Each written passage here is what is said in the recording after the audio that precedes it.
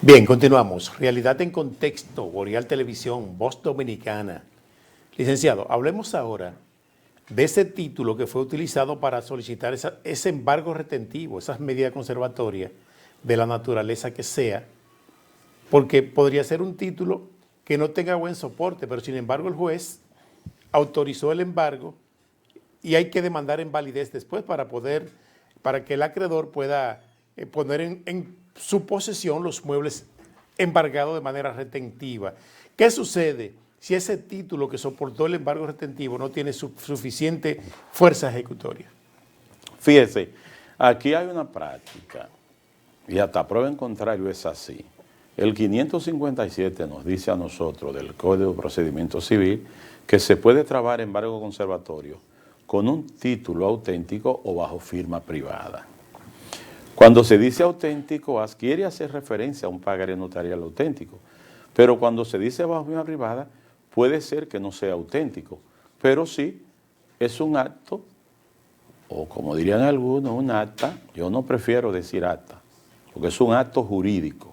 Cuando hay un préstamo que se hizo bajo firma privada, constituye un acto jurídico, porque hay la voluntad de más de una persona que firma. Y el documento que se levanta. Y el documento que se levanta está legalizado por un notario. Y es un acta. Y es un acto. Okay. Muchos le llaman acta, no sé por qué tienen que llamarle acta. No aplaudo esa situación. No sé por qué. Porque es un acto jurídico. Porque recoge todas las incidencias de lo Porque pactado. cuando usted está redactando ese acto, vamos a llamarle acta, entonces, sí, se redacta, pero cuando se firma ya no es un acta. Efectivamente. Es un acto, sí, porque sí. ya genera un derecho. Una obligación. Y hay una obligación. Sí. Y se vuelve un acto jurídico entre dos, de carácter personal, y genera una obligación. Entonces, pero está bien, se hizo bajo firma privada, se legalizaron las firmas, y en ese caso no hay la necesidad de que un juez autorice. Ustedes dirán, ¿por qué? Bueno, porque el 557 dice que cuando exista un acto auténtico o bajo firma privada se puede trabar embargo conservatorio, y en ese caso, por disposición de la ley, no se requiere autorización de un juez, como sí se requiere cuando se trate de un pagarecito simple o de alguna factura o de algún escrito informal que pudiera generar algún crédito. Sí, pudiéramos establecer que ese sí requiere de un auto u ordenanza de un juez. Inclusive, pudiéramos hasta con una libreta de banco, que para muchos implica esto un título, pero en el caso de no califique como título y sí califica como una especie de acto bajo firma privada, también se le puede solicitar, porque puede ser que usted tenga una cuenta en un banco y el banco no le quiera desembolsar sus fondos suyos, que están amparados en una libreta. Eso constituye un título ejecutorio. Efectivamente, para esos fines. Sí. Para los fines de usted cobrar ese dinero que usted tiene depositado allí, usted puede hacer un embargo y no requiere de autorización de juez. Y ya hay sentencia de la Suprema Corte con carácter jurisprudencial sobre eso. Bueno, pero no vamos a hablar de eso. Lo que vamos a establecer que cuando hay un acto bajo firma privada que no requiere autorización del juez, entonces el embargo se puede trabar. Pero ¿cuál es la situación? Que para que se cumpla con un efecto, no hay ninguna ley que disponga que tan pronto usted haga el embargo, ese embargo tenga un efecto ejecutorio de pleno derecho. No, habría que irse a un tribunal civil para conseguir una sentencia que tenga autoridad de cosa irrevocablemente juzgada, y así entonces ya finalmente convertirlo en un título ya con una autoridad de cosa irrevocablemente juzgada, o como le llaman otros, con un título firme. Porque debiera ser, si yo tengo un título auténtico, no debiera yo irme a validar, porque el título debe valerse por sí mismo. Pero aquí en la práctica no se usa eso, porque no hay una ley de manera eficiente que así lo exprese. Aunque en el caso de las sentencias en materia laboral, hay una especie de embargo retributivo que muchos entienden que sí pudieran tener ese efecto, pero también en la práctica se hace muy controvertido, porque casi ningún banco entrega fondos a menos que no tenga una sentencia que así lo autorice. Y menos después que la firma del notario ha perdido credibilidad, porque ahora hay otras instituciones legalizándole la firma al notario. Pero en el caso, para ya concluir, Sí. en el de las hipotecas judiciales definitivas, porque usted inicia una hipoteca judicial provisional, Sí. careciendo de algún título, y no hay la necesidad de demandar la validez, como sí se hace en el embargo retentivo y en el embargo conservatorio.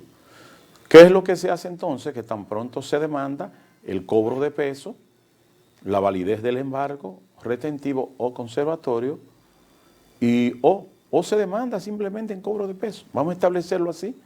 Y usted, en virtud de la primera sentencia que obtuvo, de primer grado, usted inscribió una hipoteca judicial provisional, pero le apelaron, la apelación genera un efecto devolutivo y suspensivo, pero en algún tiempo habrá una sentencia con carácter definitivo e irrevocable. Pues bien, la logró. Entonces, con esa sentencia usted hace un embargo, una especie de hipoteca judicial definitiva en virtud de una sentencia.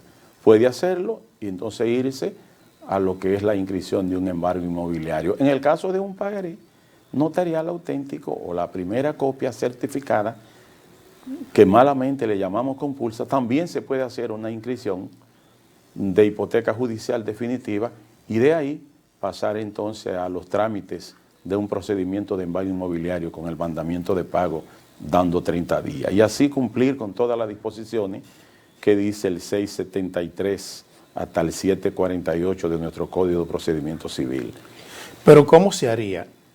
Entonces, si no está el título a mano, el certificado de título, solo tiene el pagaré, Bueno, quiere inscribir una hipoteca. hay una situación Ok, adelante. que después que usted tiene un pagaré notarial auténtico, es decir, la primera copia, y ya usted ha cumplido con esa formalidad de hacer ese mandamiento de pago dando un día franco y no se le haya pagado, y finalmente ya ese pagaré, ese ejecutorio, en el caso de que así usted lo quiera hacer, pero si usted no hizo el mandamiento de pago dando un día franco, poniendo en humor a la otra parte a que cumpla con ese pagaré, y vamos a suponer que ese pagaré envuelve cláusulas que la hacen ejecutoria, porque tal vez no se pagó en el tiempo indicado o se concertó pago de cuotas que no se pagaron, usted simplemente le hace una intimación, un mandamiento con la finalidad de ponerlo en mora, para luego entonces solicitar mediante un acto de doble factura notarial, con la legalización de un notario de la firma del acreedor solamente, con copia de la cédula del acreedor, pero tiene que describir el inmueble que esté a nombre del deudor sobre ese documento y el pagaré. Y si no hay un título en garantía, No, ¿cómo obtendría esos datos de que ese ese inmueble? crédito se convierte en mixto.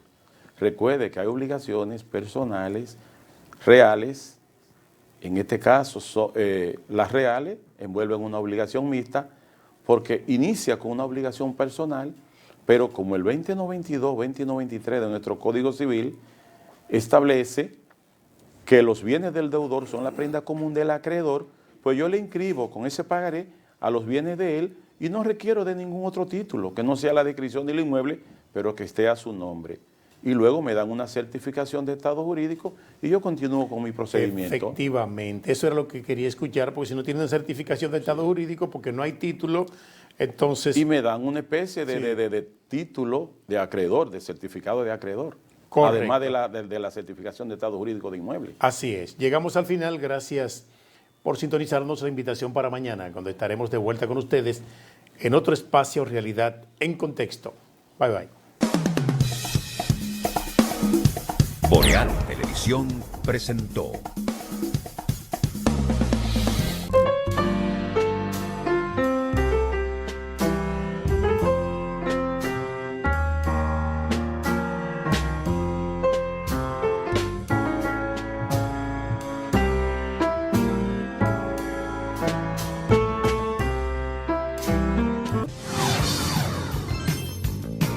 Estás viendo Boreal Televisión, Voz Dominicana.